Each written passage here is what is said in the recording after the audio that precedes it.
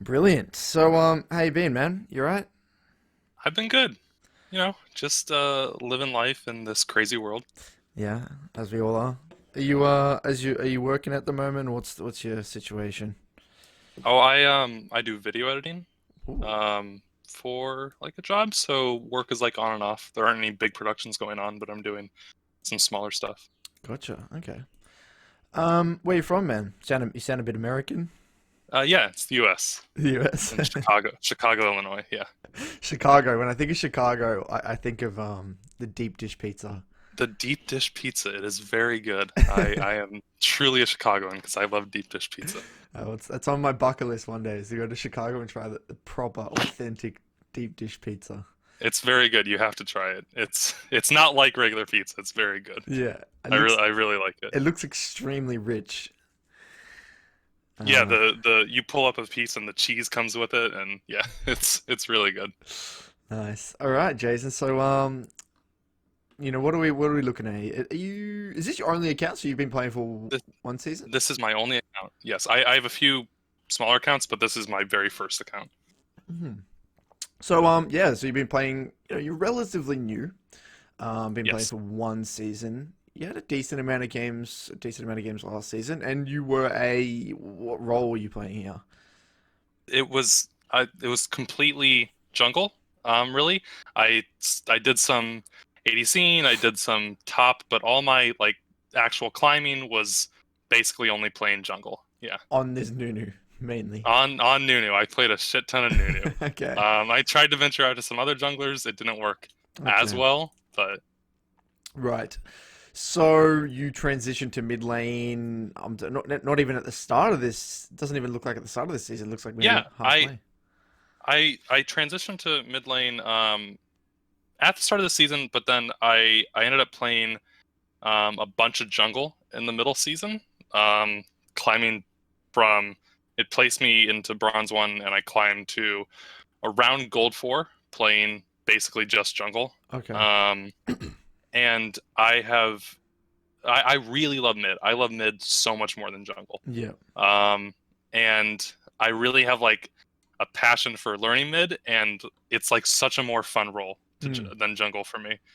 Um, so I actually took about a month break, about a month ago from playing anything on this account, any ranked, and I just spent literally a month on an alt account playing in ranked in like around silver one elo, just learning like mid and Okay. like learning everything I possibly could about mid and trying to get everything down that I could playing mid. I spent like just a month straight just spamming games in this alt account. So, what is your champ pool currently for mid lane? Uh, right now, it's Galio Syndra are the two that I have put in the most time into and the two that I'm really gelling with. Yeah. Um, if you look at like my jungle champ pool, I mostly play tanky, Hmm. frontline kind of aggressive champions, and Galio fits in really well with that. But I found he's kind of like this comfort pick in mid for me, Hmm. where I'm almost playing what I know. I'm roaming a lot. I'm fighting a lot in river. I'm invading with my jungler, and it's almost not like I'm playing mid.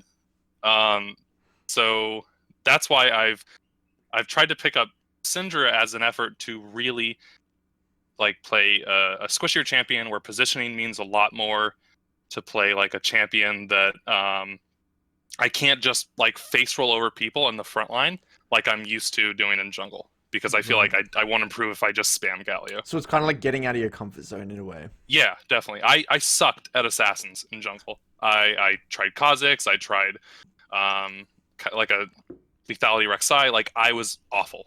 Right. I so definitely like squishier champs were never my playstyle, and that's really what I was trying to work on when picking up Syndra. Okay. Um. Interesting. So why Syndra out of all the champions?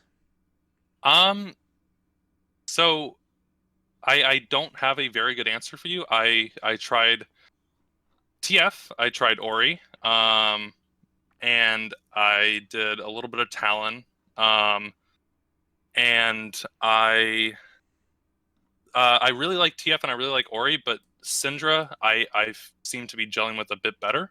Okay. She has a Interesting. bit more of an aggressive play style than the other Yeah. two. Yeah. She does. Yeah. Um, yeah. Okay. All right. Interesting. Because my only concern is that Syndra is quite a difficult champion micro-wise. Okay. She okay, she's not incredibly hard. It's not like an Aurelia or an Yasuo or an Akali or Yeah. something like that. But she does have a lot of skill shots, and she does. Okay, the way I see it is her barrier to entry is quite low, but to go from a playing this champion at 50% to 70% is much harder than it would be on Oriana, for example. Okay. Just the nature of her kit. But doesn't mean we can't play it. And if you, especially if you enjoy the champion, if you enjoy the champion and it clicks with you, then that's not really a problem. It's more the people that the reason I tend to not recommend this champion in gold is because not many people do click with Syndra and they get a little bit frustrated. And there's a feeling sometimes with playing Syndra where you just know you're not playing the champion to its full extent, and it can be frustrating for some people. So I like, yeah, I feel that sometimes. Like, yeah, I know that I could be doing this better, or like, even I feel like that to be honest with Syndra. She's a very high skill cap champ, probably one of the highest skill cap champs in the game, honestly, up there.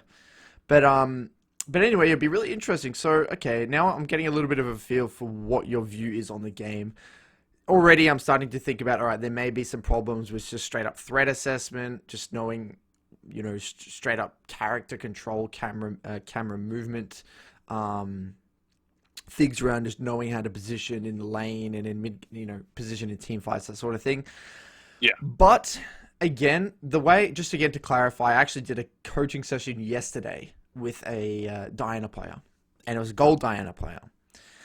And did you catch that one or no? I actually started it about Okay. an hour ago, but I haven't gotten too deep into it. Okay. What I have realized over the series of my coaching sessions, Jason, is that, and this was more, I guess, confirming my initial assumptions and confirming my initial theory about gold and platinum, is that gold is very much the rank where it's about the laning phase. It's about knowing how to replicate getting leads. Okay, Okay. so it's there's a lot of generally I find with when I coach gold players, we need to do a lot of work on knowing how to because the thing is with your gameplay, I'm assuming that if the opportunity arises, you'll know how to navigate the fight, not at a decent level. Like it's not that's not the problem. It's more, and you'll know how to use your abilities, but it's more about controlling the wave a little bit more, knowing how to put yourself in a position where you can get a lead reliably, and that's through two things: warding and wave manipulation. Okay. Those two things alone. So that I'm going to try and put a focus on warding and wave manipulation within this session because I really feel like that's what's going to allow you to replicate getting ahead in games.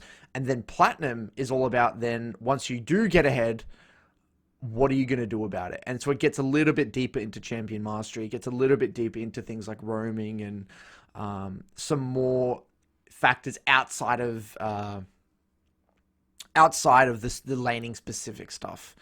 So Okay. so that's what I'm looking to look at. Again, I'll keep an open mind, but that's my initial thought process heading into it. Now, what I was going to say is which game is it we're looking at specifically?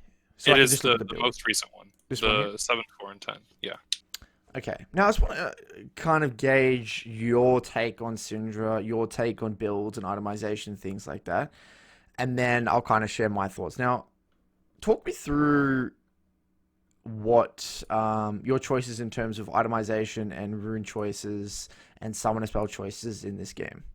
So I've been testing a lot with Syndra. I played a bunch of the phase rush Syndra when I was first learning her, Yep. like the scaling into absolute, yeah. And I was having a bit of trouble with it. I then switched to electrocute Syndra just to feel it out, and I started playing really well with it. But then I completely like feel what you say on if you're all in on the lane phase and you don't get ahead, you're completely screwed. Mm. Like the game kind of falls apart around you. Yeah, it feels hard. Yeah, and this game I was actually planning on taking Phase Rush this game, and I realized I had swapped my Phase Rush page to the Electrocute and the Precision secondary because I was testing that one out. And so I swapped it back real quick, but I didn't have time to get the entire Phase Rush build in. And I still had teleport over from when I was planning Right. to take Phase Rush because I was Okay. going into Ori Okay. into this matchup. Okay.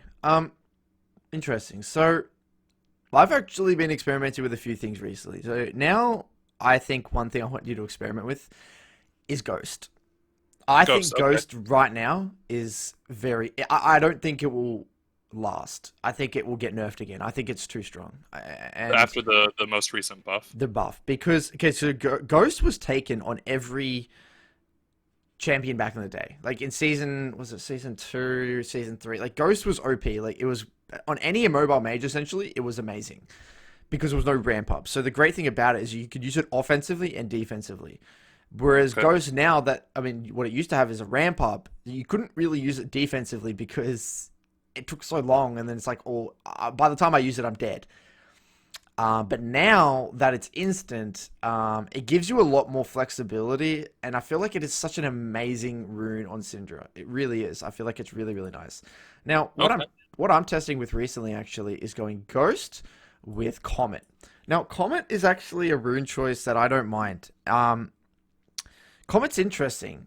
Now, if you view Electrocute's generally better into like lower range matchups, right? So I Yeah. like taking Electrocute into a lot of the lower range matchups. Into the higher range matchups, sometimes things like Ori and Victor and things like that, you have two choices. You can go for more of like a lane centric style where you're going Comet, or you can go full on kind of like more scaling oriented for those short bursty trades rather than the poke trades with just Phase Rush. Because with Phase Rush you can do your full combo with a QE auto attack or QEW auto attack, then run away with your Phase Rush, or you can actually go for just a straight up Q poke trades with Syndra with Comet. So I actually urge you to try Comet just as something that it might feel good for you. It can feel quite nice, and a lot of high elo players in Korea specifically are going Comet. Okay. Um, and with that one as well, you would go. It's similar to the scaling approach in a way, but just with a little bit more lane strength. You just have a little bit more Do you lane strength. do you take that kind of in place of a lot of your Phase Rush? A lot Yeah, of times you take Phase Rush. Okay. yeah. And to be honest, I actually like going Comet into matchups where I win, but I don't. But they're not low range. So it's like Ori, I win, but it's not low range. Cassio, I win, but it's not like necessarily super low range. So like these matchups where you win, but you don't really feel comfortable taking Electrocute, it's just better to go Comet.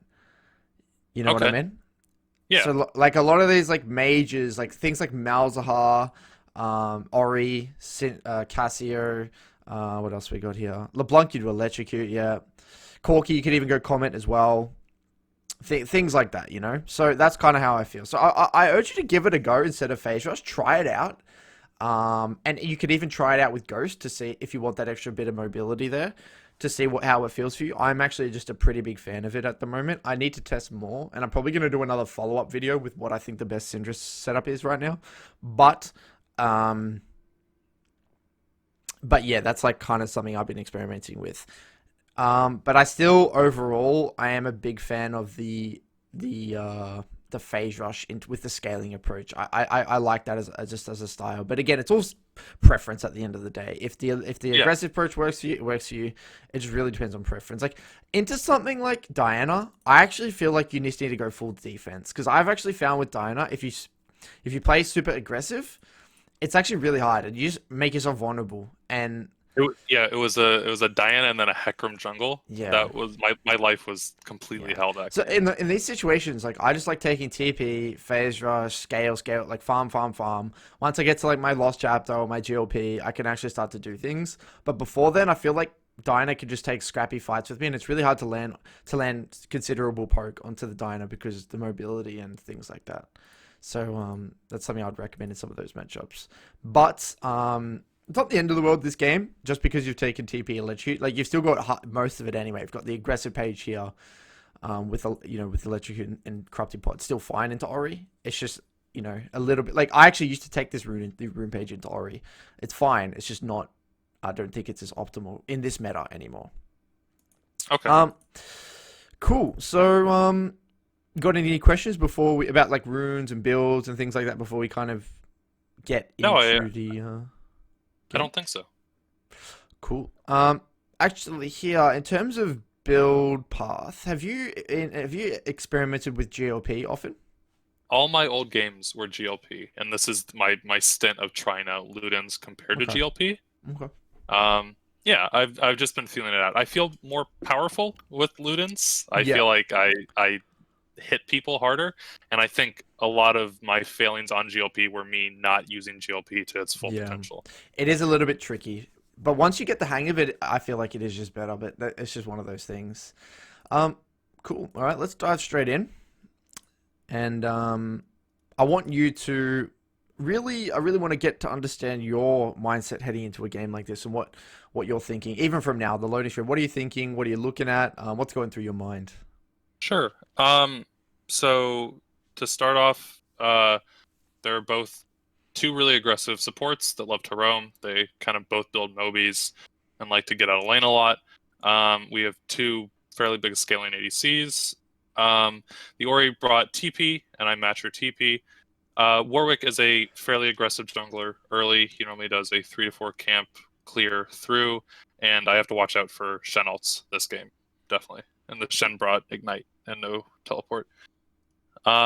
I think what I wanted to do in this game was I see Shakos do a really quick 5 camp clear, and they can normally get out to Scuttle by 3:15. Um, and if both junglers are pathing in the same direction, I wanted to be there for that Scuttle fight because I definitely beat Ori in like the 2v2 matchup. And Shaco brought Ignite, which Hmm. completely like negates all of Warwick's threat in a fight with his Yeah. Q healing. So Um, you actually have pretty good jungle knowledge, given that you were a jungler. So yeah, I spent so much time like learning the ins and outs of jungle that I feel weirdly jungle tracking is in mid is one of my worst yeah, aspects because yeah, I'm so focused on the mid lane. yeah. Um, I I could do it when I was doing it in jungle. Like I felt really Mhm. confident in jungle tracking. But when I'm in mid, I completely lose track of the jungler. And Yeah, I mean uh, that's just a sign of sorry to interrupt, but that's just I think a sign of you just not feeling really comfortable with the champion micro yet. yeah, and looking at a lot of my games, looking at my first deaths, they're normally to ganks. Almost Right. like a majority of them. They're like I could probably Yeah. 75%. They're almost always to ganks. Yeah, Like, and this is a that's real my problem. theory. That's my theory with gold, man. Because I actually don't think it's to do with jungle tracking. It's actually to do with warding. Because Okay, yeah, and your teammates' awareness. It's actually not jungle. Because I don't expect you to jungle track at gold. I don't. I really don't. I think you don't need to. I think even at this elo, these junglers don't even know what they're doing. Essentially, yeah. like that, the jungle tracking doesn't even really get reliable until high gold. High gold, low Okay, plat. That's when like jungle tracking gets reliable. But you don't really need to do that for now. My main focus in gold is for you to actually just use warding to help you lean. That's it. okay, And combined with knowing where your teammates are, that is enough for you to not die to ganks. And okay. that's also what I found with my last gold client is that it's the same thing. It's just the deaths aren't from like you could yes you could say jungle tracking, but jungle tracking is a very advanced thing that I don't even wouldn't even say a platinum mid laner needs to be super confident on it. It's just warding's the main thing here. So I mean, it's good that you have the good jungle knowledge, but at this point in time, honestly, I think you would benefit from really dumbing it down a little bit, simplifying things. I like that you're thinking a lot about what you want to do in terms of the first clear and do you want to contest scuttles. I think that's all really, really good.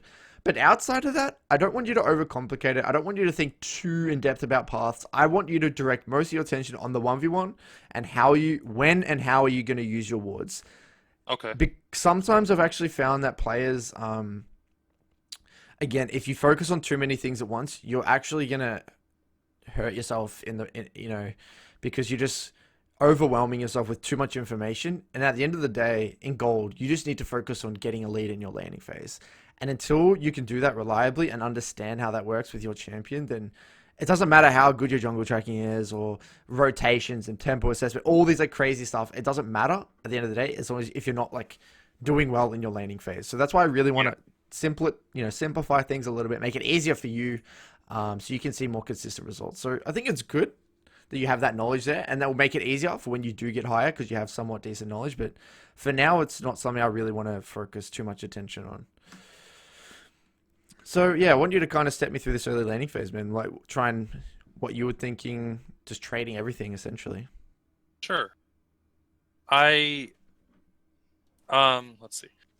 My first goal, I wanted to kind of keep it in the middle slash slightly pushed. I didn't want her to push me in. I didn't want to push her in. I was thinking about the potential of a river skirmish, so I wanted to have prio. And I end up losing a lot of I really let her kind of shove me in here because I'm too focused on like queuing her and trying to land Qs on her, and she at one point queues the wave and completely just shoves it in, and I was completely caught off guard. Um, that's my thought going in. I wanted to keep it in the middle, but I was too focused on trying to trade with her, and I ended up losing like an early trade and letting it get shoved into me. But now that it's bouncing back, it will slow push if I am able to keep her from shoving it back in. And I do see Warwick in top. So I know that he started in top and he actually did a level 2 gank into top. Okay.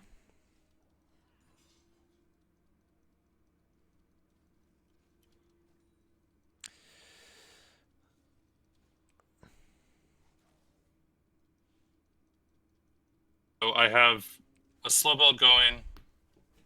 I see that Warwick is going for bot scuttle. Shaco's in the bot side. Bot lane is kind of even right now. Our bot lane's a little bit pushed in. But I want to get this pushed up a little bit so if they do take a fight, I can be there for it. I see that Shaco's going into river, so I start moving downward. I see the Warwick.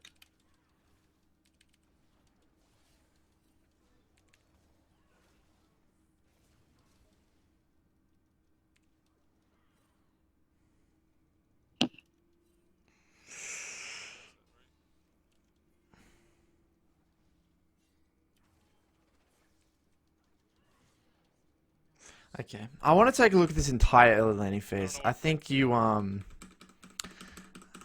this is really interesting. So I think you really got bullied here for no reason. Okay.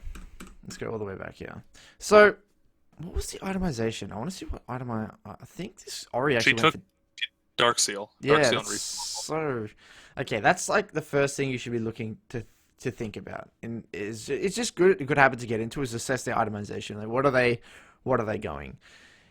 If they go corrupting pot, then you know it's going to have a similar amount of sustain to you, which is fine. If they go D-ring, then you probably want to again you're going electrocute with time warp and biscuit, so you can probably play the lane quite aggressively and take those heavy trades, knowing that you'll come out ahead. You're going to be able to TP back to lane with the Dark Seal or something, and then you're going to be all good.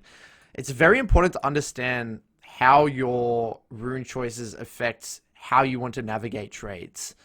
And then if you had pressed tab here, you would have seen that he did Dark Seal refillable, which is a very weak early laning phase setup. There's no mana at all. You got no mana way of getting back mana. So if you heavy trade with Orianna, she's screwed. I don't understand what she's gonna do to you. So it's fine for you to take heavy trades. So there's a few things I want to think about here. Now, she auto attacking. Okay. Now, at a very, very simple level, Syndra as a champion, this is actually what makes Syndra hard. You probably heard me say this in my video, is that what makes Syndra a very tricky champion is that her poke opportunity nearly feels endless. It's like, I have this long range ability that is insta-cast and I can move while doing it. So you feel like, oh my god, like I have so much power, I have so much strength, but you kind of get overwhelmed in terms of how to use it. And sometimes you're like, oh, am I gonna, like, you just get a little bit overwhelmed in a way.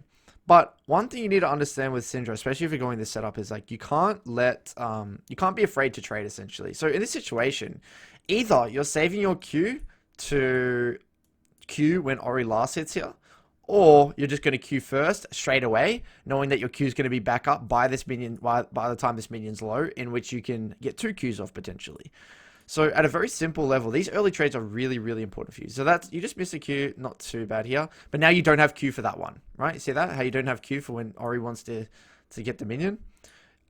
At a very, very simple level, trading in mid lane is all about timing your abilities for when these minions are low. That's how you can reliably get poked down.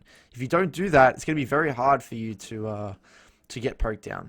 Now, there's a weird thing here is that when she uses Q like this, there's no real need for you to walk backwards like this. Her Q is going to be on cooldown for the next like 2 or 3 seconds, whatever it is. Now you can actually walk up aggressively. You can stand here. You can just auto attack the creeps from here if you need be. And again, just threaten. Walk up aggressively and threaten. You're giving so much space here to Orianna for no reason right after you use Q. So you're sitting in this deep pocket all the way up here when you win trades early anyway. Syndra's level 1 is one of the strongest in the game. Very strong. So you're CSing quite well. And this is what I mean by like, so yeah, like you said, you're just tunneling very hard on the Q. But again, the reason why you're tunneling really hard on the Q is because you're not understanding that you have plenty of time to auto attack these creeps to thin the wave out, because this minion isn't low enough yet. So if you understood this, so you see here, so okay, well all these are quite high HP. I can walk up, I can trade Q for Q if I want to. Worst, and then I just want to be in a position, but by when these minions are low, I can actually look up to Q at a very simple level. So look at this. And just not timing that Q. See that? And then and now because she's using Q a lot, you're playing defensive when you don't really need to. You're giving a lot of control over. She's going to get level 2 first now. It's the first minion off the second wave. Now she has no Q. And what you should be doing as well is you can thin the wave with Qs here if you want to, because your Q is such low mana cost. It's 40, and you have biscuits and corrupting pot. So you're kind of getting bullied here, and so it's okay to trade back when Ori just uses her abilities like that on you. Right now, you can just run at her and Q her as well. Yeah, but there's no reason to walk backwards because she's like yeah. So this may seem small. This because so it's not the end of the world. You catch this CS under tower, but it actually is in reality, because now you've actually lost a quarter of your HP. You haven't used a single corrupting pot. She's shoved you. You're going to miss maybe 1 or 2 of these under tower, and she's full HP with refillable and a dark seal, which is more of like a scaling rune approach. Because she's not having, like, refillable's way cheaper. She's not spending too much gold on it. But the downside of refillable is, again, you just have no resources. They don't give you much HP back, and you have no mana. So if you were to take the heavy trades, you would easily come out ahead in this laning phase. So this is really big because this is, for me, this is a massive telltale sign for the way a lack of understanding of trading, essentially, and this, which reflects very much so with your results on Syndra. And given that you haven't played mid for a long time, this is what we need to work on hardcore. We really need to work on trading at a very fundamental level. So we'll keep watching it. But are you following like where I'm coming from so far? Yeah, and yeah, I definitely get like the free time awareness on when minions are dying, and especially not playing too passive when she's already used everything she has. Like when she's out of abilities for 5 seconds, like there's no reason to walk back. Yeah, and not being afraid just to trade back. Like if she trades onto you, you trade back. Like you generally, if any mage tries to do that to you, you will come out ahead because your mana costs are much lower than everyone else. Like look at this. Like her QW. I mean. Okay, her QW does way less damage than your QE auto, purely because as well you have electrocute. Your Q audio will just do something more. Your Q's easier, in my opinion. Your Q's easier to hit. So if she puts her ball here, you can like walk over here, and it's actually much harder for you to. It's much easier for you to hit your Q than it is for Ori to hit hers, because this distance will be like, it's really hard. It's really easy to dodge as long as you're standing away from the ball. So you can actually, yeah, play this lane very, very fast and punish her quite well. So the specifics will come with time, but my other point here is that I want you to not be afraid, in the sense that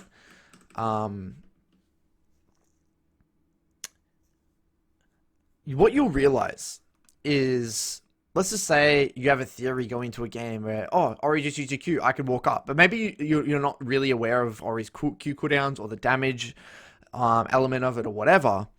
You are actually not going to learn if you just do what you're doing here. It's going to be a lot. It's going to take a lot more time, essentially, to learn the trading patterns. If your default response every time is just to step back and respect.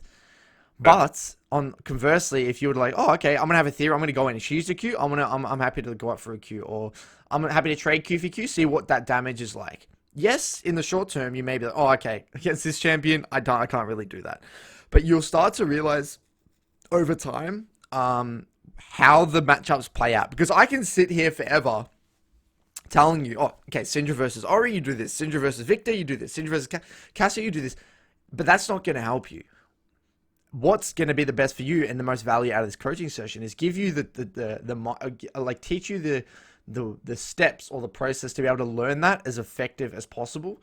And yeah, my point is here is, if you navigate every matchup like you are doing here, you will find it very difficult to learn how the trading patterns actually go. Does that make sense? Yeah, definitely. Okay. Cool. You get shoved in here.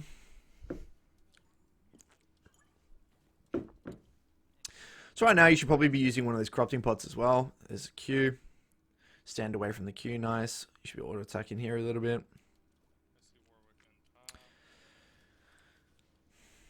You get level 3 first, you look for a trade. Ideally, these aren't the most amazing trades. Like, I mean, if you land the Q, it's fine, but you just miss a Q here.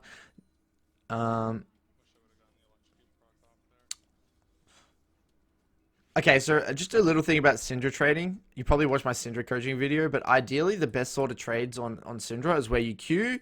You don't like just Q E straight away. You just Q on the ground, try and land Qs, and then you can actually line up the Q and E, and then Q on the back end. So what I mean by that, so let's just say you land a Q here, right? And then what happens? You can actually position in a certain way, or this way, to just E it, which is going to stun, and then you can like WQ on the back end, auto attack them, run away or whatever. Yeah. Or you can yeah, because generally if you do this, the straightaway QE, your Q's still going to be on cooldown. Like, look at this. So you do the QE, there's no follow-up Q, because your Q still got a 3-second cooldown. So it's really hard for you to proc electrocute, although you could have thrown a W to proc the electrocute. These are just very low value trades. So that's why Syndra is predominantly just Q-poke, the odd E every now and then when you're in position. But it's very hard to actually get favorable trades when you're getting pushed in. Most majors actually do require the wave to be in the middle or slightly pushing to actually get a favorable trade. Okay. And just to explain that concept, it's like here. Look how much harder it is for you to get a trade onto Ori here. Even though, okay, you do have the level advantage, you kind of miss the abilities, but you have to walk up into the minion wave type thing, and it can be a little bit tricky. And then you kind of have to focus on CSing. But that's probably not a good example because it's pushing out. This is a better example here.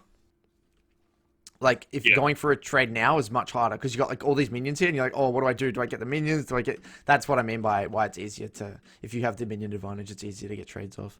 So, there's Warwick.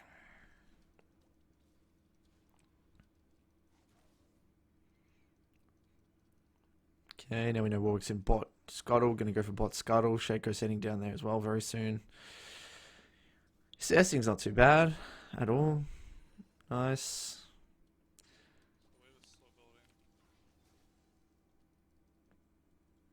What you actually could have done here is you could have just ducked out of vision here and actually even chucked a ward in there, or just on that corner or whatever to see where Warwick went. Because you have time here to do this. You have the minion advantage. See what I mean? Like here after Warwick walks through, you can chill for like, 3 or 4 seconds, and then just walk up over and just chuck a ward down there. Because you know that Warwick's in that area.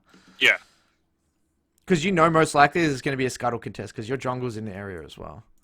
But if you know your jungle is topside, then like it's probably not a big deal. Then maybe you can just ward there just to see where he is, or you can just safely lean onto topside.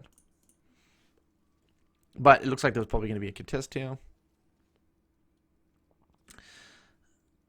Again, like I feel like you're just positioning so defensively here. Like you've got the minion advantage. You could be up here. Okay, even though I just saw Warwick walk through. I still think the ward would be good, but even here maybe it just doesn't feel right to me that you have the minion advantage.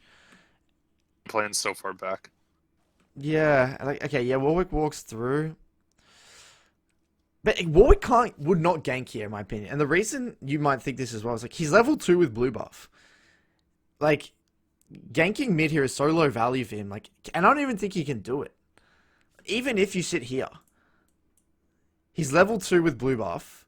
You've got the minion advantage. You've got QE. As long as you hold your E, if he walks up, you can QE either of them and run away. And then he gets really screwed. Because he's going to be level 2 on this Scuttle with no red buff. You know, like, I mean, that's just a little game sense thing. I'm not too bad, but I don't mind it if you didn't read that play and then you kind of stood up here. My main concern here is first, we're giving Ori just way too much breathing room here. Yeah. I definitely see that. Yeah. Like you haven't thrown a single Q, but you haven't really hit a single Q on her, I don't think. No, I don't believe I have. It's 3 minutes 30, which is a problem. Now, walk up. Okay, there's the play. Nice stun. You get a nice little kill here. I like it. I like that you don't really need to flash there because Shaker's probably got him, so you get that kill. Beautiful, you get your first blood. Nice. So it seems like you're saying in the VOD that you're counting his camps, so he's done 12. He did a level 2 gank in top, and then I think he did his. I think he did this. Yeah, because he couldn't have done his red, or else I'd have red buff. So I think he did something like this, like blue this way, something like that. But again, I don't really need you to think about that. At a very simple level, you probably know he's going to be bot side. That's it, because he doesn't have red and his red's up. But again, you don't even need to think about that. All I would be thinking about is what side. I just want one ward to one side to lean onto. If you have a ward in the top dot, you can lean to top side. If you have a ward on the ramp here, you can lean to bot side. That's all I want you to think about. I don't want you to waste time thinking about counting CS and stuff like that for now. We can get to that later. But because this is all it's going to do is actually take away from you thinking about the landing phase and you winning trades.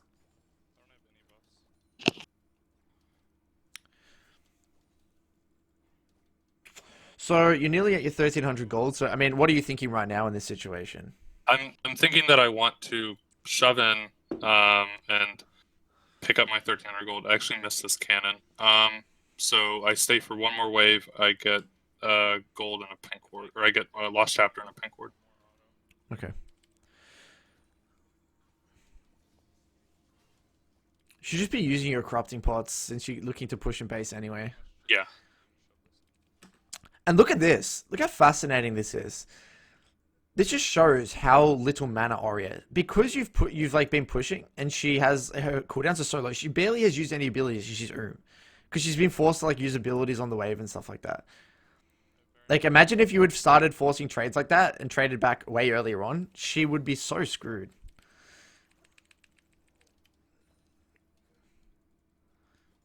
Okay. Nice. Okay, not too bad. Ori TP, you back up here, get a nice little recall in. Bit of a greedy recall location, but not too bad, I guess. A little bit, yeah.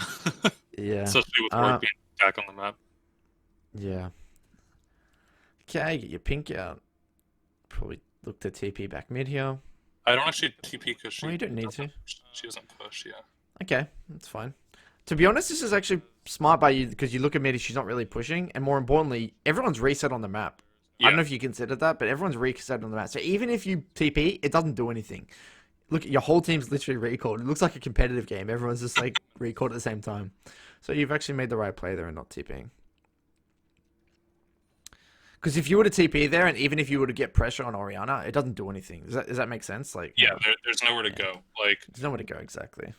if Nothing Warwick to decided to contest. do if Warwick decided to do Drake, it'd be gone anyway because yeah, the Yeah. entire team's in base. So when you're coming out of base like this, the first thing I want you to think about is which side are you going toward and lean to. You need to identify the side you're leading and wanting to, because that is what's going to allow you to take your aggressive trades. It's impossible for you to take good, like solid aggressive trades if you don't have a side to lean to, because you're always going to be scared to like walk up, and you're not going to be able to do something like this. Hmm. These pockets on either side is what allows you to posture aggressively and make Oriana make a choice between you and the wave. If you can't do that and you can't safely lean to one side, then you're just going to basically stale out the laning phase. So either that or you're going to die to a gank if you play aggressively. So the first thing I like to do is I either like to ward straight away once on one side if the wave's kind of in the middle like this and she's not pushing, or if the wave's quite small, it's not a cannon wave, I'll actually like try and hard shove the wave and then get a ward out, then come back to lane. I think in this situation, because the wave's relatively big and there's a cannon and things like that, I'll just ward to one side here. I'd quickly duck out of vision, get a pink ward in the dot bush, or maybe a trinket on the ramp, ward onto bot side, purely because I don't really know which side is winning this game. I think you haven't really pressed tab, so I can't tell. But more importantly, Infernal Dragon's coming up, and it's better to play the bot side when you see like tank v tank in the top lane anyway. Yeah. So again, you don't really need to overcomplicate it. Just pick a side, and lean. Okay, that's a better trade. Look at that. Yeah. Compare it comparatively to that other one. You've got the minion advantage. You're walking out quite aggressively. You've already got a Q on the ground. You line up your E, get the E, then Q on the back end to proc the electrocute there. That's a much better trade. It's exactly what you want to be looking to do. Beautiful. Auto attack, run away. Nice. I think in a lot of my games, I feel significantly more confident when I get Lost Chapter, but I think I Yeah. play way too scared beforehand into a lot of Gotcha. matchups. Yeah. Okay. Makes sense. Okay. So maybe there's a bit of just a mindset thing there. I'm not sure, but maybe we need to. Yeah.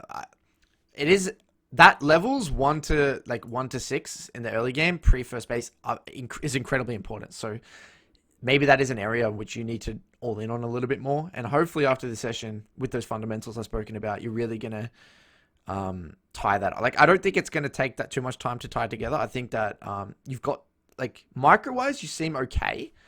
And CSing, you seem okay. I think it's more of just an understanding thing.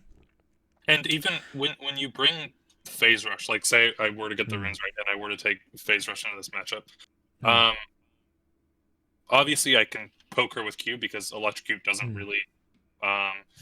But can I still play as aggressive into like the before Lost Chapter? Can I still like? Yeah, Okay.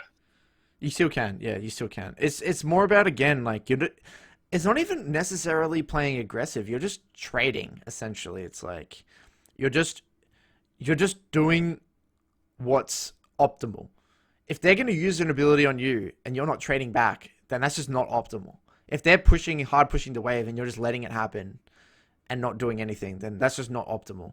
Like there was actually a theory. I don't 100% agree with this, but there's a theory and it might resonate with you. I don't know. One of my pro players, he used to say, whenever I used to tell him, I said, this is where we kind of disagreed. He would used to say, I would say, you're playing too aggressive or too defensive. And he said, Curtis, I don't agree with that because I actually think there's no such thing as aggressive and defensive. I just think there's optimal or not optimal, which I think we differ a little bit, but I do agree somewhat. There's a bit of truth to that in the sense that you could say trading aggressively is just like walking up and trading abilities back, but if you're not doing it, that's just not optimal if you think about it. Hmm. Because there's a time where he has no cooldowns or whatever, and you're just letting him bully you. So I think that on Syndra you'll find that there is not many matchups where you will lose early. That's just the strength of Syndra. She has low cooldowns. You can spam Q a lot. It has a low cooldown, low mana cost. Especially if you go phase rush with D-Ring and Manifold Band, you're going to be able to play, use a lot of Qs. As long as you're not using W and E often, but just Qs, thinning the wave with auto attacks, getting a little bit of, warding onto one side, leaning, and just being able to time your Qs when they walk up for CS, or at least make them make a choice. That is just optimal gameplay on Syndra, what you want to be doing on most majors. And you'll find sometimes that what you'll find on other majors like Cassio and Victor and Ori is that you don't, sometimes you just can't do that because early game you're quite weak, whereas Syndra's just not the case. Syndra, you just basically win against any mage early. Okay. That's just the strength of Syndra. She's a very lane dominant champion. So you're not going to really have that problem on Syndra. And plus, I would rather you do it and then learn the trading patterns. And then you'll realize, okay, maybe I only need to take these trades every now and then. Or maybe, you'll start to get a feel for the pace of the lane and what you can and can't do, essentially. And then maybe after, you'll be like, oh, you know what? We kind of did heavy trade this lane and it didn't work out too well for me. Maybe next time I'm going to slow it down a little bit and wait for maybe level 3 or level 4, or wait till I get to like 800 gold before I start to heavy trade and use some of my pots, that sort of thing. Like, as long as because I just want you to get into a habit of being able to learn. Because my goal with my coaching is to fast track the process of you learning and climbing. What will take you otherwise 2 or 3 years, I want it to take, 6 months to a year. Okay. That's my goal. Okay? Yeah, definitely. And that's why I see people in gold for a long time. I see people in gold for like 4 seasons. It's because they never change these fundamental laning habits. Well, hopefully that won't be me. Yeah, I don't think so with these coaching sessions, but yeah. All right. So much better trading overall. You come back. My only concern here is that you could have easily gotten ganked. Yeah, I when watching this because Warwick was in jungle before I reset, he had a lot of free time to do basically anything he wanted, and I definitely don't respect that on like how far I am pushed up with that award. Yeah. And this is again a simple habit that you can quickly fix, which is again come back to lane. You always need a side to lean to. Now, the other thing as well you need to keep into account is that if you were to ward over here aggressively on the ramp and maybe put a pink in the river, you got to remember that wards help everyone. They don't only help you. So if you see Warwick here, path this way, or Warwick walk into river, or whatever, you're helping everyone. So it's just another reason I like, because I like to make it as obvious, like as many reasons as possible why you should ward. It's just a very good habit to get into, and it doesn't require jungle tracking or anything. Okay. Getting some wards down. Your bot lane's got to do them quite well here as well. This is pinks. You always pink here. Is there a reason why you don't use your pink? No, I don't think there's any reason at all. Okay. I definitely should have pinked. So pink here and pink on the edge, because that's what's going to allow you to see them walk through here. If you don't pink on the edge, like this will be still fog of war. So pink on the edge here and just walk over here and ramp. The more time, the better. You have, say you built a big wave and you've pushed in or whatever, you've got more time, or someone's not in lane or whatever. It's better toward like kind of a little bit deeper, kind of like over here on the kind of like outside the Raptors. But here is anywhere here is completely fine as well. It just gives you a really solid side to lean onto. Once you get that, that's when you can really start to bully. Oh, the other thing I was going to say, I can't believe I only found this out recently. I didn't know that refillable upgrades into corrupting pot. Does it? Yeah, I didn't know that. I didn't know that either. So this is what Ori did. She started refillable and then upgraded it to corrupting pot, which it's so weird to me. How much is the cost? I actually don't even know, to be honest. I have to research that after, but it's so weird to me. But I literally just found that out. I had no idea that that was a thing, which is pretty funny. Okay, so yeah, you're in a really good spot. You got to here, to be honest, you don't really have a side to lean to hardcore because again, you don't have that vision here, so it's a little bit tricky. But overall, it's not terrible. I kind of thought since they got a kill on bot, we were going to be going to Drake here, but the Shaco pinged it off. Is that why you're pushing hardcore here? That's why I was pushing in trying to get some because I expected them to go to Drake, so I wanted Prio Okay. and mid. Um, Right. I realized this game I push in the Ori way too much. Yeah. I think more than I normally would in most games. That's what I'm seeing already Um, here. So what are you doing here? You can just poke this Ori instead of pushing, you know? but that one I was definitely thinking Okay. that they were going to go for Drake, and I had already started pushing it in. But Okay. like maybe a few minutes from now, I do push her in way too much, especially Okay. when I have an advantage on her. Yeah. Like right now, you're just in. You should just dominate her. Like you've got a lost chapter. She has a dark seal and an amplifying tomb. You outrange her. You outdamage her. Right now, I'm not even attacking the minions. Waves in the middle. I'm literally standing up here. I can Okay. stand really aggressively.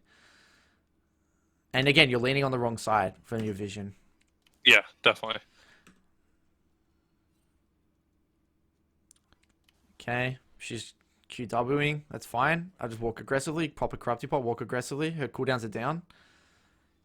Know what I mean there? See there? How she's like, if she does this, okay. Ideally, you kind of bait it once, get the ball out, then move to the other side or whatever. But, you know, even this is fine, to be honest. Like, whatever. You take the trade. But she uses so much mana there. She used a Q, W, and an E. Look at that. Look how much Yeah. mana she has now. And then you go again. Her cooldowns are down. Go again. Even if she just has Q, she can't. You have everything. You're using Q on the minions when her abilities are down. You really want to push the pace here. You've got 2 corrupting pods. You've got 2 biscuits. Nice. Much better. I feel like there. I wouldn't have ulted. I would have just. One other little thing here. I mean, I don't mind that you're pushing your limits. I love that. Beautiful. I actually would either what I would have done here is either wait and then walk up, keep walking, wait for my next Q, then Q and then ult, just to get the max amount of To get another orb out. or and just more damage. But if you thought this would kill her, that's completely fine. That's just you testing limits. Another thing I want you to keep in mind as well: if you take a really good trade like this, you don't need to feel pressured to ult and go for a kill because you've taken a good trade. She's really low anyway, and it's not like if you don't go for this kill now, it's the end of the world. Like you're gonna have a lot of control. You've still got 2 corrupting balls, 2 biscuits. You still got flash, TP, everything. You're still going to exert a lot of pressure on the lane and potentially create more kill threat after because she's going to have to stay in lane for longer. She's trying to stay enough gold for Lost Chapter. You can kind of see how even if you don't go for the kill, it's still fine and play a little bit more slower. But yeah, if you thought you'll kill, it kills a kill, and you blow a flash anyway, which is really, really good. So now there's no flash in Oriana. To be honest, I don't really expect you to time flashes yet. I don't think that's a priority for you, so I'm not going to talk about that. That's something maybe as you get to like high gold, platinum, maybe we can talk about that. But for now, I don't think that's your priority. Okay, so I'm assuming here you thought that. I thought that she was going to back, Yeah, so she's I gonna back. was. That's fine.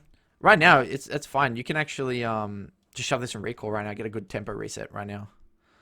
I didn't want to recall because I was a few hundred off of Blasting one. the 850 blasting Yeah, wand. Yeah. yeah. Okay. I don't know if that, considering she was so low on Mm, mana and health, I didn't think that I thought I could kind of push that out until the mm, blasting wand. mm. I'm Okay, not there's, sure there's a how that few options mindset here, right? works. Yeah, I mean, I think either are fine. The only reason my okay, there's a few options here. It's either again continue to poke under tower, which again, if you had this ward down, or if that was expired, you have another one, you can use it. Either of them are completely fine. You can just poke under tower, and stay in lane for longer. Since you've already got you still got a corrupting pot, you're still relatively healthy. It's not too bad. You got a biscuit ticking right now. The only reason I said my initial default response here was tempo reset is because you've actually built a big wave. So by the time Ori actually catches all of this, you can actually recall, come back to lane, and not have to spend TP again. Okay. And maybe you can get like boots or even like, I don't recommend getting Dark Seal now, but maybe like just boots. Yeah, to be honest, even just boots is completely fine. Then you can come back and then put on the hurt again. And then Oriana would be forced to TP. Then you could heavy trade, do the same thing, and TP back. That's more of a long term approach. But if you feel completely comfortable staying in lane, leading to one side, and you're still healthy, then go for it. Abuse this, use it, utilize that minion advantage.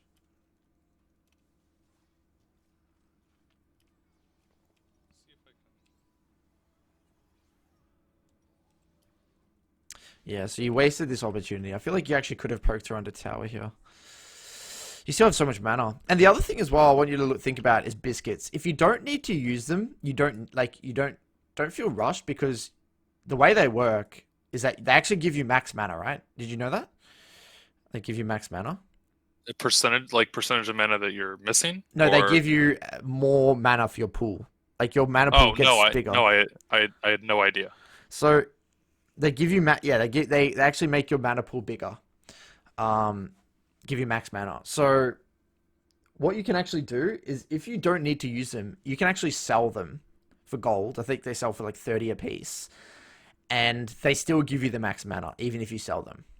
Okay. So if you don't need to use them, you don't like. It's just another little detail. They're just as long as you understand the interaction. Because sometimes maybe you don't get to use them in the laning phase, and you go back to base. You're like, well, I don't need these. You can sell them for gold and get your blasting wand or whatever you need. So Okay. yeah, I think this was a pretty big error here. I think that, I wonder what the reason is here that you don't. I'm trying to think. Don't poke around your tower. Yeah, I'm trying to think of what was the reason this play wasn't made. I don't know if I don't know what I'm saying in the replay at this moment, but I don't know if I think about backing and I actively consider backing, Mm, and then I look at shop and I look at the blasting one and I say, well, I'm a mm. few hundred off from it. I actually Um, think what happened here is that you were in the mindset here of just, I just want to push and recall. And then as soon as Oriana showed, you didn't adapt. So I think you already thought you wanted to push and recall. Then Ori shows you, like, oh, like I think you thought that you had enough gold to buy your item, right? I'm assuming. And then it's what you should do. One thing when this happens, right? For example, let's just say you get a good trade like this, and you think that the enemy is about to recall. yeah. The first thing you should look at is gold. And resources and gold. You should actually look at them simultaneously. How many resources do I have? Am I full HP? Am I half? And then that will lead you to look at pots, right? So this is number one. And then you look at gold, number two. The reason being is that this is going to allow you to decide, okay, do I need to stay for one more wave? Do I need to stay for two more waves? Can I literally just stay in lane for three more waves and get healthy and use TP later? What can I do? Okay. So Okay. I think right now the reason you don't make the correct decision is because you're not looking at gold and you're not looking at your resources and putting two and two together and being like, you know what? I can actually stay for a little bit longer. Not at my 850 gold, and I'm just gonna stay. Okay. So I think that's a little thing there, but it's not a massive big deal.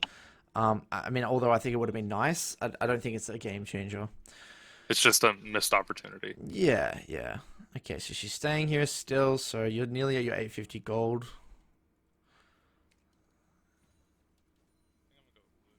Yeah, you can probably base here, I guess. One more wave after that. So you put your pink down.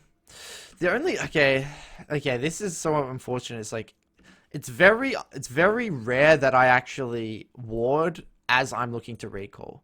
Yeah. It's just low value. It's like their Warwick shows topside anyway, and you know Warwick's on topside. If you want to stay for one more wave, just chill. You just utilize your pink ward, and then just like heavy lean to one side, and then get the wave out, then recall. Yeah. So if Shaco's reset, top of him. Because now when you're going to come back to lane, you're not going to have a trinket ward for one side, which is pretty unfortunate. And I just want to look at the way you're clearing waves. The way you're clearing waves is kind of awkward to me. Generally, what I like... Okay, that's good. Sorry.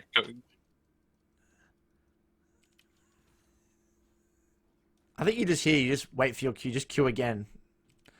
Like, you could just Q this one and then E through. I think it's just, yeah, I think it's not, I think that will come with time. I don't need to focus on that too much.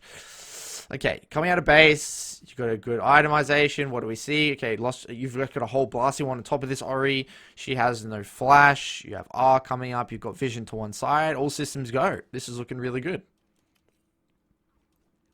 And I am Jason. I am putting a lot of emphasis on this early laning phase because I think this is where all the work needs to be done. I don't usually. I think this is definitely my weakest. I 100% agree with you. My early laning phase is like significantly my weakest part of mid lane. And like, this is what the foundation of a game is all in this moment. And yes, I am spending a little bit more time than I usually would, especially since you're gold. But I think that there is, you kind of have that game knowledge, like from what I'm hearing and what I'm seeing. Like, I think you do have the game knowledge. I think your games will feel a lot easier because then you'll be in positions to utilize your game knowledge in a way, you know? Yeah. Okay, nice. Ooh. Okay, there's Warwick. Go for a nice little trade here. Missed it. Let's actually look at this here. So here you should probably thin the wave a little bit more with Qs. Okay. Bit of an awkward time. Bit of an awkward thing here because the wave's a bit big, but so I'm trying to thin the wave a bit. That happens. Shaco looks like he's going to escape. Okay, he dies. Ooh. Nice. Not bad. Oh, this is good here. This is good for you. You can destroy her. I was a little worried because the bot had prio over my bot. Mm. And they're fairly close. If Ori ults me, I'm just kind of worried about getting stuck there with the Leona Ezreal. Okay. So I don't take like a full engage here. Okay. When I see this here, I just say that they're pretty far away in my opinion. Like they're all the way over here, and like your Pike's here. Like I don't think that. Like I don't think going for a trade is going to be the end of the world. Like even if they start coming, you can just feel like you can kind of just run out. Like I don't think they're in far. But anyway, now they engage anyway, and Leona's engaged and all that stuff. But it's not too bad if you weren't super aware of it. Okay, now you know they backed off, so you go back mid. Hmm.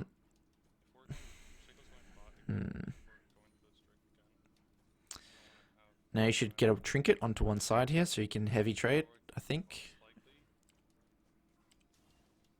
Again, there's no need to shove like this. Like, this whole time, here, even from here, to be honest. There's no need. I mean, Yeah. What is I this? think my mindset was that Shaco was heading back bot for Drake. But I definitely see like there's like it's not that urgent to shove. Like Yeah. there's definitely like there's a lot of time in between when I need to rotate into river potentially and when I shove. I just think you're overcomplicating it. Like I really do. I really think like the way at a very simple level, it's literally, can you take good trades? Yes or no. If you can, it's always better. Unless they're literally immediately on the objective. But even then, if you take a really good trade here, even if you don't have the wave pushed in, it's completely fine because then Ori's not going to be able to contest regardless because you're just going to come in, be able to walk in with a health resource advantage. Yeah. Okay. Either way, trading is great because what happens, even if the wave is not necessarily pushing or whatever, the jungler's going to look mid and say, "Oh, Ori's half HP and Syndra's full HP. Oh, okay, I can't go to dragon. No way." You know, like either way, or if they do, you're just going to walk in and you win the 2v2 anyway. Okay, so it's like I don't want you to think as I want you to think less about facilitating and I want you to put yourself first. And I said this in one of my other coaching sessions is help yourself before you help others. Okay. Number one rule of League of Legends. That is actually probably my number one rule of League of Legends. Help yourself before you help others. Especially as a mid laner. Your job as a mid laner is you're a carry. You have to help yourself to, and as a jungler, it's actually easier to play the jungle. It's easier for your jungler, if he sees you take good trades. So as a jungler, it's if you see your laners take good trades, even if like I would rather see my jungle take a good trade than push and like move a lot of the time. Because it gives me more options. Because then I know that I can maybe gank it. I know that you're going to get to the fight first anyway. I know that then we win 2v2s. There's just way more options. So always help yourself before you help others. Okay. Okay, so you should definitely lean onto one side, get a ward down, and start poking. Start poking here. Yeah. Okay.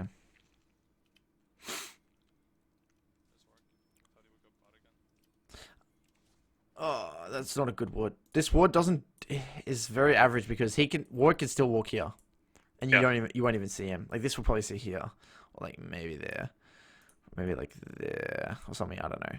No, probably not even. So yeah, this is not a good ward. Generally, you want to ward either on this edge or like over here or over here. So that's not actually going to give you enough safety. I feel like, yeah. Like it's not terrible, but it just can be better.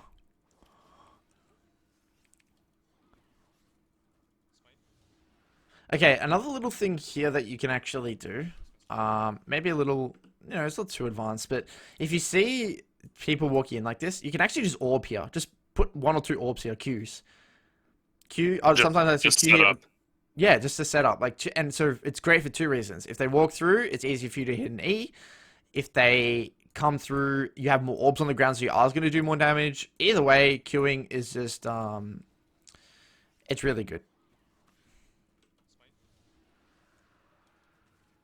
And that's actually ties into another thing here, what I sometimes like to do. If I know my team's going for Dragon and they might contest, I like to ward over here. And then what does I keep doing? I like to ward over here and then sit in here. And then I stack my orbs in the bush here. You keep stacking orbs in the bush. And then when they come through, you QE and you get a huge, or you just R and then E and you get a huge piece of damage in. You can sometimes 100 to 0 them. Anyway, you secure the dragon. Beautiful. Oh, what happens here? Oh, he misses. Okay. Beautiful. Another Q. Oh.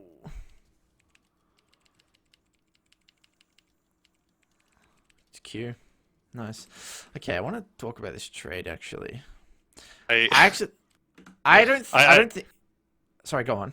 Sorry, I was just saying I definitely I miss the W and it throws me off. I talked to my friend about this trade because he used to play a lot of Syndra, and I sit there and I spam W because that's just where my brain naturally went. Like I was trying to grab the orb Right. that wasn't there, and yeah. I actually think you just QR, by the way. I think you Not just. E at all. I think you QR and then you can guarantee to hit the stun after anyway. Because you don't know if he has flash or not. If you had time flash and you know he has no flash, then this is fine. Because you can always chase with auto attacks. So you get red buff and stuff like that. But here, if he had flash, he just flashes away and you trade flash for flash. So I think here, regardless, I think you just play patient. I think you actually QW. You can even QWR. Because you're out of vision. He doesn't know where you are. She doesn't know where you are. And the great thing about like QW, like QWR or whatever, or even just QR and then EW on the back end, is that you guarantee the stun. And okay, Yeah. yes, you're basically guaranteeing the stun here, but the stun, actually, to be honest, so is it even better to QR? To be honest, I think both are fine actually. I'm just trying to think what is best because you're guaranteeing the stun here, but if you don't 100 to 0,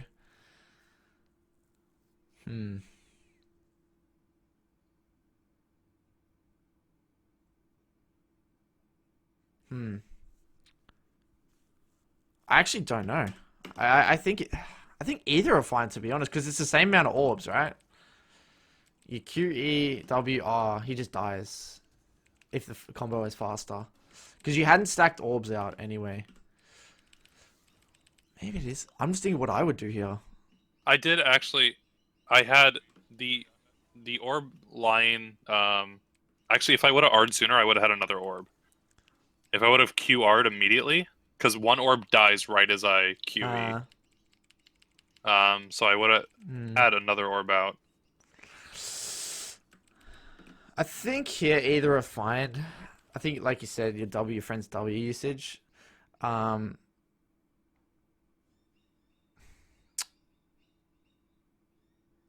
Yeah, I think you're right. I think your friend's right. I think it's just QE, and then you pick up that W, you W, then R, and he just dies. Yeah. Okay. Because then I'm pretty sure you have a max amount of balls there. Anyway, not too bad. I like where you're playing with the team. Not too bad. Not too bad. Fast forwarding a little bit. This happens. Get forward. Keep going. Okay. Walk up And I aggressive. yeah, I don't play nearly aggressive enough. I just kind of shove and wave. Yeah. I mean, this is And it, man. This is the biggest thing for you, man. And it's really gonna open up your game, man. It is. so I realized like later in the game, I was like, the Ori has as much CS as me, and I Yeah. was thinking, I'm like, it's just because I'm shoving in and she's catching like every minion instead of me threatening her for her having to walk up and get CS. Like, Well, there's no reason for me to push here. well, pushing is good, like we said before, if it's an immediate objective, or Yeah, your jungler's doing something, your jungler's invading, whatever. Pushing, doing the style that you're doing right now is actually quite good in high elo games sometimes, where the junglers maybe have like a Graves or an Olaf or something where they're constantly invading the enemy jungle, and you're just playing for priority to back him up for play for 2v2s. But we're in low elo, so winning lane is your priority all the way up to Diamond 4, probably mid diamond. This strategy does not work. The junglers aren't competent enough to utilize your pressure. Pressure is a high elo game.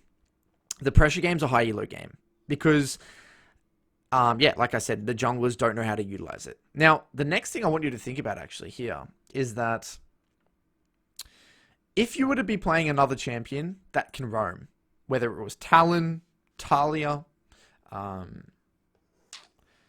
what's another roaming champion? Even Rumble. Any of these champions who can just push what you're doing now would be really good against Ori. Because then you push and then you just roam. You dip out, you look for side lane players, you look for invades, that sort of thing. okay, Okay? But this on Syndra or most majors, Cassio, Victor, that sort of thing, if you're just pushing for the sake of pushing and not getting poked down, like you said, it doesn't lead to much. yeah, And especially if your intention isn't to get deep vision and make a pick on the Warwick in the jungle. Because that's also something you could have easily done this game as well. Is because you were quite far ahead. And especially now that you're at Ludens, push one wave, get a deep vision when your trinket's up in 20 seconds, ward on those raptors. As soon as you see on those raptors maybe path down, you can come down here, make a pick on the red or whatever. That sort of thing. But again, that's quite advanced stuff I wouldn't really expect.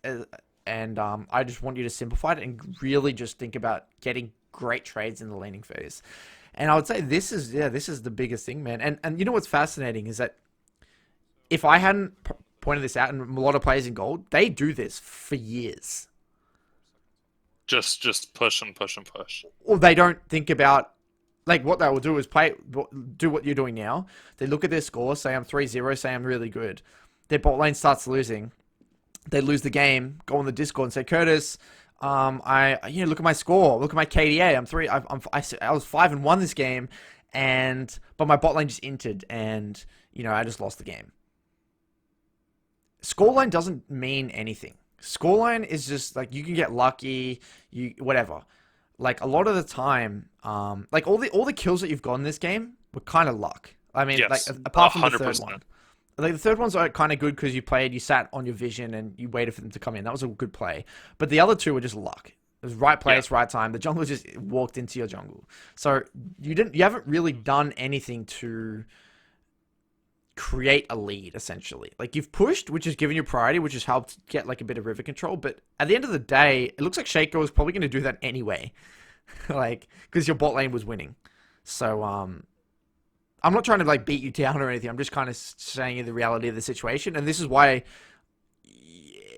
the games are going to be unreliable and coin flippy, and you're not going to reliably climb because you're not doing enough proactive things to get leads reliably. But I like here that you identified that Rift Tower. I'm assuming that's what I heard you say is something about Rift Tower topside. Wait, so let's replay and see what you say. Okay, 4 seconds on ward.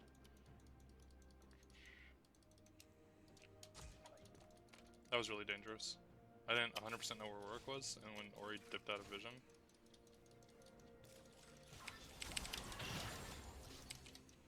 Nice.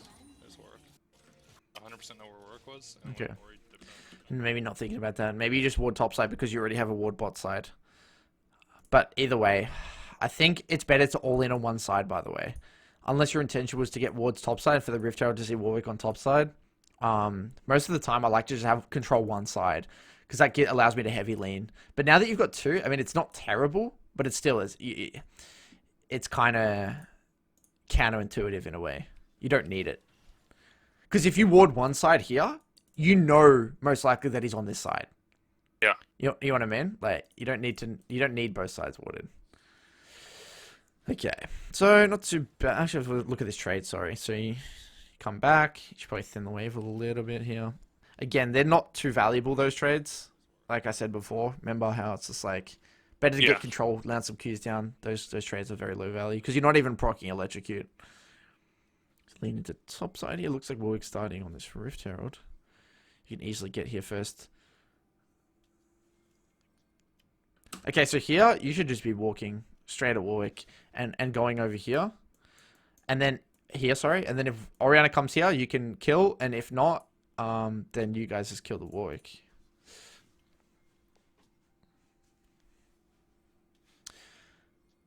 Because right now, Ori could have been here potentially earlier than you. She could have. I don't think he stayed. There's no way he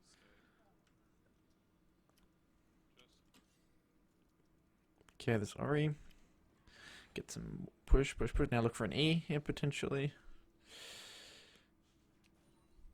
To be honest, now's not a bad time to push because, you know, Rift Herald's there and there's probably something you can do with that priority. Yeah.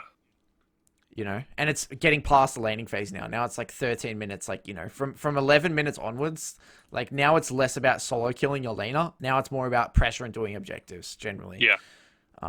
You know. So now you're getting to these skirmishes. There's more things like that. He misses ultimate.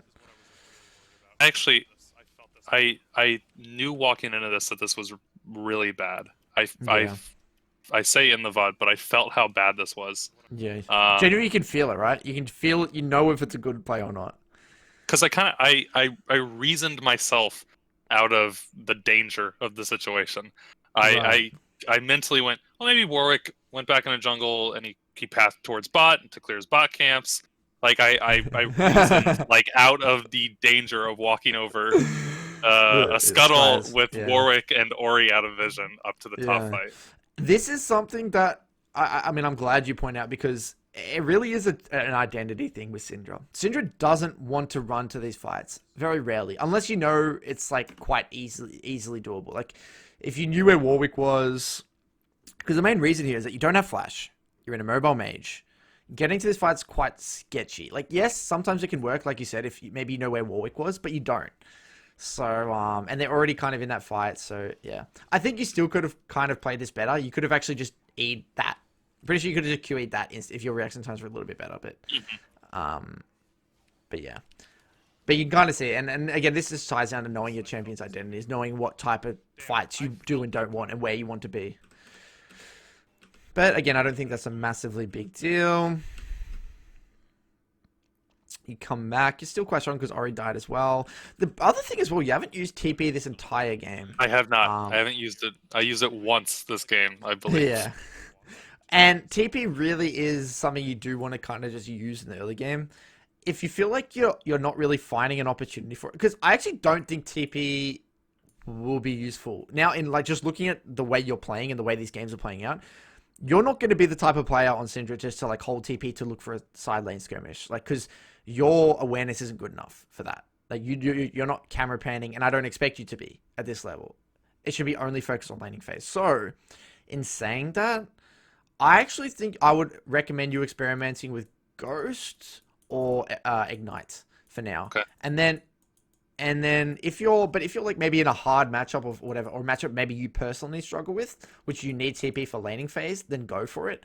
But in a lot of these matchups, going through the trading fundamentals that we mentioned, you're not going to need TP because you're just going to be taking such good trades that TP is not going to be that useful for you, and you'll probably be better off with one of these.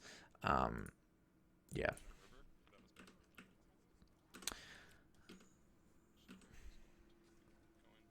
Got some pink down on the side of your jungler. Beautiful. Jungler's going to do Rift Herald. Okay, here, one other little thing here. Once Orianna uses Q like that, you can just start, as soon as she uses Q, just walk around it. So you use Q here.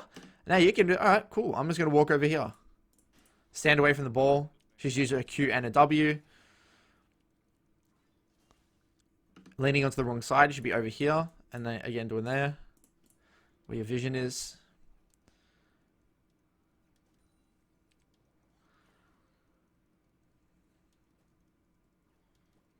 This is dangerous. Oh, are you ready for my? I think I get a death kind of soon from leaning on the wrong side. Yeah, it's happened a few times this game. Okay, you're not leaning. You're not leaning. Leona's missing.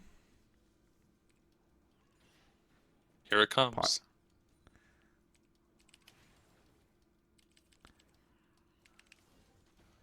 Yeah.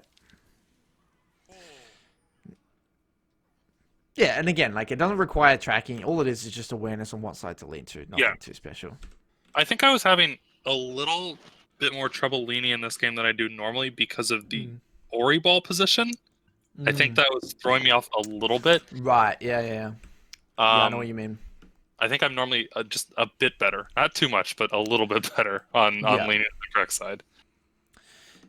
Yeah, I just think once now after this session, you should like now understand that like just positioning over here away from the creeps as well. It's just always going to be better just for you, just in terms of taking trades. Because most champions, you're actually going to outrange.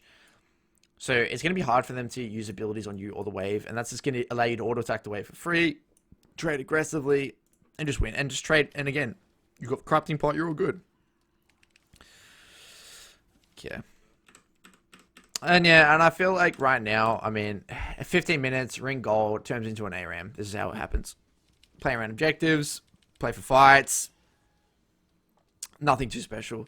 The only thing I want to talk about here in mid game is again, you just want to be grouping as with your team as much as possible. Here it is. The ARAM happens every single time. Completely fine. What you can do if you feel like there's no immediate fight, oh, you guys get rift, which is really nice. Beautiful. Get the tower. Now what you can do after these fights kind of finish is just quickly catch a side wave and then just group again. I like to be the type of player that just like in gold, I don't expect you to split push at all. Keep it really simple. And I know what's fascinating? If you're stronger than the enemy at this point in the time, you will just win the game. That's just the way I feel in a lot of these situations. Like, you don't need to do anything special. As long as you're just stronger and you've done the right things in the first 15 minutes of the game, you will probably win the game. Okay. Nice done. Bit overkill, but not too bad. It's a stun. Oh, yeah. Okay. Nothing too special here. Is there a reason you go Zonya's? I Where do you was, go yeah, here? I went Zanya's because I think I say it in the VOD. The Shen, the Ori, the Leona, and the Warwick, I felt like they have this comp that can just get on top of you. Mm. With the It's not too Warwick stun, bad. with the Shen taunt, with the Leona. I know it stifles my damage some. I don't Mm. know if that was the correct reason for going Zanya's though. I was just thinking of how absolutely aggressive their comp is on like diving a Yeah. squishy champion. I think that it's fine. Actually, to be honest, it's pretty good if you don't feel... Because Banshees also works. Okay. Um, Banshees or Zonia's both work here, to be honest. I think they're both really good, solid options. Yeah, so overall, here, I think ideally, macro stuff-wise, I don't know if you're able to do this, but just telling them to go mid. As soon as his towers are gone, getting into mid-game, tell the AD carry and support to go mid. You just catch one side wave, then group mid. That's all I want you to do. And if they're grouping mid earlier and everyone's there, just go mid. But ideally, you want to be on the side lane. And if it's Baron's up, you go top. The Maokai or the top laner should go bot side. AD carry support should go mid. And catch one wave, group. That's... Okay. I don't want to go too in detail on the macro game for now. I do cover the macro stuff in a lot of other sessions as well, but I think that's just unnecessary right now. I think that's just going to overwhelm you, and I really do think a lot of it's kind of in gold anyway. It's quite common sense at the end of the day. You don't need to do anything special. Yeah. Just group. Because a lot of the games play out exactly the same. Yeah. And you just got to be as strong as possible for that moment. So I want to kind of leave it there. To recap, I think your number one focus should be, in terms of trading, is that within the trading category is the two things, which is timing, timing poke, with CS, right? So timing poke with CS, thinning the wave more with auto attacks between these two things, and then lastly, positioning outside the wave. These things will all allow you to outside the wave to a side to lean to a side to lean on, to whatever to lean on. Okay. So these are the three fundamentals of trading that will allow you to take better trades. Timing CS, timing your poke with CS, auto attack the creeps to thin the wave, so you're not having to use Qs too much on the wave, in which you can, that's completely fine. And positioning outside the wave to ideally onto the side that you have vision on to lean onto. These three things will allow you to have a lot more control and take better trades. And I want you to just kind of, if you don't know the trading patterns, just play a little bit more aggressively and figure it out. I don't know if you want to trade blow for blow, especially if you've got this corrupting pot with Time Warp Tonic, try that out. And to be honest, I actually probably recommend you take, even with the Comet, I try the Comet one with Time Warp Tonic and Biscuits. You can try that for a very aggressive approach. And maybe that actually might be better for you in the short term. Okay. To maybe push your limits a little bit more. Take the Time Warp Tonic with the Biscuits and then go Comet and with Ghost or Ignite. And actually play a little bit quite aggressively. And again, tying all it actually might fast track your improvement with trading. That as well, and then what you're also going to realize when you're doing that, you're probably going to have push early in the lane, which means that you need to ward at around 230. Okay. 230 on one side, because junglers come into river at around 240. So you need to have that one side warded, and again, after that, ward to one side, lean. That's the other thing I want you to pay attention to, leaning. And what I highly recommend is actually when in your VOD review, I just want you to look at the first 10 minutes. I want you to look at your leaning. Because if you die, I guarantee you every time you die to a gank, it's because you either weren't leaning or you haven't warded yet. Okay. I guarantee you'll be one of them. That's all it is. It's very rare that it'll be a straight solo kill. If it's a straight solo kill, then you can like look at the trading patterns and you can kind of look at why that was the case or the wave location, whatever. But yeah, that's the other thing as well. And then, so yeah, that whole early laning phase, I think, is your 100% area of focus for now. Don't overcomplicate it. I don't want you to worry about counting jungle CS. I don't want you to worry about jungle tracking. I don't want you to worry about mid-game macro. I don't want you to worry about timing flashes.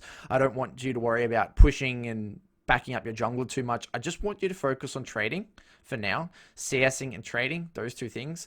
And then as you start to get past the laning phase, 10 minutes onwards, then you can start to maybe play for push and move and back up your jungler, dragons, rift heralds, that sort of thing. But those things alone, man, I think that's going to keep you occupied for quite a while, because it is Syndra is a champion with such a high skill cap, and you'll realize that there's so much to it. Getting to understand those trading patterns and all the different matchups, trying to find the rune setup that's optimal for you. And I really feel like this is going to open a whole new realm, basically, of what's possible. Oh, yeah. Yeah. Well, awesome. Thank you so much for this. No problem, man. I want you to keep me updated. Let me know how it goes. And again, you might feel very uncomfortable at the start because, you might int a little bit. You might lose a few games. But trust me, the fundamentals that you're forcing yourself to learn now will be like I said in my other video, it's much easier to teach a player that's aggressive, like say player 1, player 2, a player that's aggressive than a player that's defensive. This player, if player 1 that's aggressive, they will always learn and be better players over the long run because they're just learning more in every single game. They're getting more information, they're testing things. This is the player you want to be. And these trading patterns and understanding like the fundamentals of trading, like we spoke about in this video, that is what's going to pay dividends in the long run. Okay. Yeah. That's awesome. Thank you so much. No problem, man. And yeah, keep me updated. I'll see you around the Discord, and looking forward to hearing back from you in a few weeks to trying to see that progress. All right. Will do. Thank you so much, man. Have a good night. You too, Jason. Bye. Bye.